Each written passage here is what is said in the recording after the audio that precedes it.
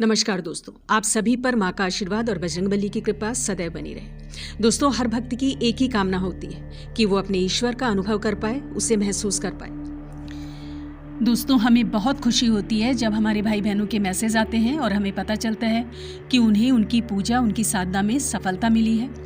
वहीं कुछ ऐसे भाई बहन भी हैं जिनके मैसेजेस आते हैं कि उन्हें उनकी पूजा में सफलता नहीं मिली, उनके काम नहीं बन रहे हैं, बाधाएं वही की वही हैं, जबकि वो सही विधि विधान का अनुसरण कर रहे हैं। तो दोस्तों, इस वीडियो में आज हमने आपके इन्हीं प्रश्नों का उत्तर दिया है कि आपके संपूर्ण प्रयासों के बाद भी आपको सफलता क्यों नहीं मिलती है, क्यों परेशानी खत्म होने के बजाय बढ़ती जा रही है।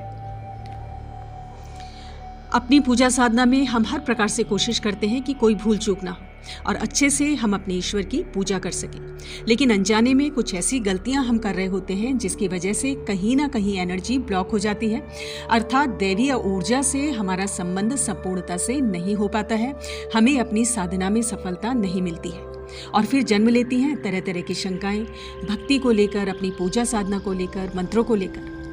तो आज इस वीडियो में हम जानेंगे 5 ऐसी भूलें जो जाने अनजाने भक्त लोग अपनी पूजा में करते हैं। तो आइए जानते हैं सबसे पहली चीज। हर भक्त अपने पूजा स्थल को ज्यादा से ज्यादा ऊर्जावान बनाना चाहता है, सुंदर से सुंदर, अच्छी से अच्छी अपने भगवान की तस्वीर या मूर्ति मंदिर में स्थापित करना चाहता है। तो पुरानी तस्वीर या मूर्ति को हटाकर भक्त लोग नई मूर्ति या तस्वीर अपने मंदिर में स्थापित करते हैं। पर एक बात आपको अवश्य ध्यान रखनी है कि जिस पुरानी तस्वीर या मूर्ति को आप हटा रहे हैं उसको पूरे सम्मान के साथ आपको स्थान देना है, यानी कि या तो आप उसको जल प्रवाह कर दें या किसी मंदिर में पीपल के पेड़ के नीचे आप इन्हें स्थान दें। और ये काम आपको तुरंत ही करना है, ये नहीं कि कई कई दिन तक वो तस्वीर या मूर्ति आपके घर में कहीं भी पड़ी है, क्योंकि दोस्तों अभी कुछ समय पहले तक तो आप उस मूर्ति या तस्वीर की पूजा कर रहे थे, तो उसमें जबरदस्त ऊर्जा होती है और जब आप उन्हें बाहर निकालते हैं मंदिर से, तब ऐसा नहीं है कि वो मात्र पत्थर या कागज की मूर्ति या तस्वीरें रह गई हैं, उस ऊर्जा का उनमें निरंतर वास होता है। और अगर कई कई दिन तक वो मूर्तियां, तस्वीरें आपके घर में यहाँ वहाँ पड़ी हैं तो वो ऊर्जा, वो एनर्जी ब्लॉक हो जाती है, यहाँ पर दोष पैदा हो जाता है और आपकी पूजा बाधित हो जाती है, आपको अपनी पूजा का फल नहीं मिल पाता है। तो इसीलिए आपके घर में कोई भी भगवान की पुरानी तस्वीर या मूर्ति है जो आपके घर में कहीं भी पड़ी है, मंदिर में स्थापित नहीं है, उसे सम्मान से स्थापित आपने नहीं किया है, तो उसको तुरंत ही या तो जल प्रवाह कर दें या किसी मंदिर में वृक्ष के नीचे आपको रखना चाहिए। इसी प्रकार खंडित मूर्ति के संग भी आपको यही करना है। अगर आपके घर में कोई खंडित मूर्ति है तो उसे भी तुरंत ही जल प्रवाह कर दें या किसी मंदिर में वृक्ष के नीचे रख दें। इसी प्रकार घर में पुरानी पूजा की किताबें हैं तो और बिना प्रयोग के आपके यहाँ वहाँ पड़ी हैं तो ऐसा बिल्कुल नहीं करें। दोस्तों, जरा सोचिए कि जिन किताबों को आपने अपने इष्ट की प्रसन्नता प्राप्ति के लिए बड़ी श्रद्धा से, बड़े भाव से पढ़ा था, वो सिर्फ कागज का टुकड़ा नहीं है, उनमें भी प्राण है, उनकी एक अपनी आत्मा, एक ऊर्जा होती है और घर में उनका इस तरह से यहाँ वहाँ पड़ा होना या बंद पड़ा होना आपके घर की ऊर्जा को, आपकी ऊर्जा को बाधित करता है। तो इसीलिए ऐसी पुरानी धार्मिक किताबों को आपको तुरंत ही जल प्रवाह कर देना चाहिए या किसी मंदिर में रख कर आना चाहिए। अब जानते हैं दूसरी चीज जिसकी वजह से आपकी पूजा साधना का आपको संपूर्ण फल नहीं मिलता है, वो है आपकी माला, पूजा की माला। जिस माला का आप अपनी साधना में प्रयोग कर रहे हैं उसका संस्कारित होना बहुत जरूरी है। दोस्तों, आप जब पूजा साधना के लिए, मंत्रों के जाप के लिए कोई भी माला खरीद कर लाते हैं तो उसका प्रयोग करने से पहले उसको संस्कारित जरूर कर लें, उसका शुद्धिकरण कर लें, फिर उसे प्रयोग में लाएं। आपकी पूजा, आपकी साधना में सफलता का प्रतिशत ऐसा करके कई गुना बढ़ जाता है। और इसके अलावा एक बहुत ज़रूरी बात जो आपको ध्यान में रखनी है, जो अक्सर लोग गलती करते हैं, कि जिस माला से आप जप कर रहे हैं उस माला का प्रयोग कोई अन्य व्यक्ति ना करे, आपकी माला का प्रयोग सिर्फ आप ही करें। क्योंकि दोस्तों, जब आप माला का प्रयोग करना शुरू कर देते हैं तो उसमें चैतन्यता आ जाती है, आपके जाप की, आपके मंत्रों की, आपके शरीर की ऊर्जा उसमें समा जाती है और यदि कोई दूसरा व्यक्ति उस माला का प्रयोग करता है तो वो ऊर्जा बाधित हो जाती है। इसीलिए इस चीज़ का बेहद ध्यान रखें कि आपकी माला का प्रयोग कोई भी दूसरा व्यक्ति, चाहे आपका कितना भी क्लोज क्यों ना हो घर का, आपकी पूजा की माला का प्रयोग वो ना करे।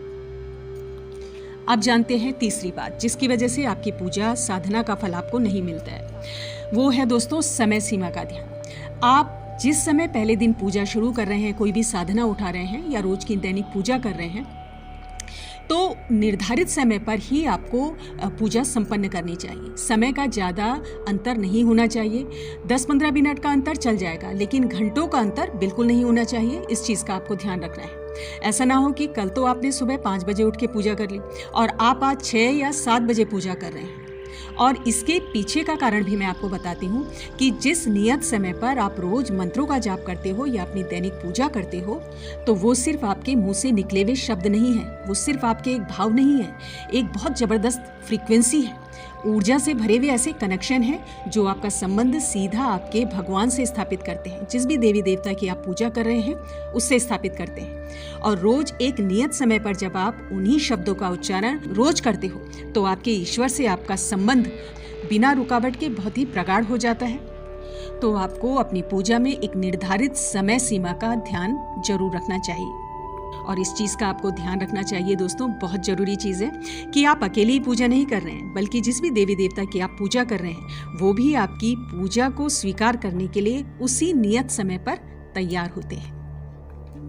चौथी जरूरी चीज़ जो आपको जरूर करनी चाहिए अगर पूजा साधना में आपको सफलता नहीं मिल रही है, तो वो ये है कि आप जिस भी ईश्वर की, जिस भी देवी देवता की आराधना कर रहे हैं उनके मंदिर आपको महीने में कम से कम एक बार अवश्य जाना चाहिए। दोस्तों, मंदिर एक बहुत दिव्य जगह है, दिव्य स्थान है, जहाँ अनेकों भक्तगण अपनी श्रद्धा भावना से पूजा करने आते हैं और एक पवित्र मन के संग आते हैं, एक बहुत ही प्योर एनर्जी के संग आते हैं और उन सभी की सम्मिलित ऊर्जा उस मंदिर में निहित होती है और भगवान की जो मूर्ति मंदिर में स्थापित है वो पूर्ण रूप से जागृत होती है। तो जब आप वहाँ जाते हैं अपनी संपूर्ण भक्ति के साथ, संपूर्ण समर्पण के साथ, तो समझिए कि आप एक शक्ति पुंज के अंदर प्रवेश करते हैं और उससे कनेक्ट हो जाते हैं और आपका संबंध दैवीय शक्तियों से और भी ज्यादा प्रगाढ़ हो जाता है। जब आप मंदिर में प्रार्थना करते हैं तो वो आपकी की गई प्रार्थना कई गुना ज्यादा प्रभावी हो जाती है, आपका आभा मंडल कई गुना ज्यादा प्रभावी हो जाता है और आप पर भगवान की कृपा अवश्य होती है। तो दोस्तों, महीने में कम से कम आपको 1 या 2 बार मंदिर अवश्य जाना चाहिए।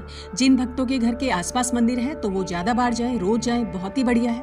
और जिन भाई बहनों के घर से मंदिर काफ़ी दूर है तो उनको इस तरह का प्रबंध अवश्य करना चाहिए कि महीने में कम से कम एक बार अपने भगवान के मंदिर, जिस भी देवी देवता के, जिस भी इष्ट की आप पूजा कर रहे हैं उसके मंदिर आप अवश्य जाएं।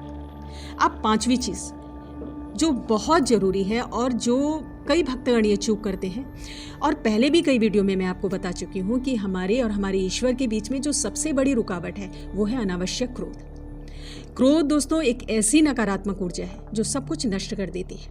आप रोज पूजा करते हैं, इतना तपबल इकट्ठा करते हैं, पूरे विधि विधान का पालन करते हैं, जो भी आपको बताया जाता है उन सब का पालन करते हैं ताकि आपकी पूजा सफल हो। लेकिन यदि आपके अंदर क्रोध है बेवजह का तो आपकी सारी तपस्या को वो क्षीण कर देता है। यानी आप एक पौधे को पानी, खाद सब कुछ दे रहे हैं उसको विकसित करने के लिए, साथ ही उसे जोर जोर से खींच भी रहे हैं, तो वो पौधा कभी भी जड़ को नहीं पकड़ पाएगा। ठीक ऐसा ही क्रोध के साथ भी है जो आपके तपोबल को बढ़ने नहीं देता है।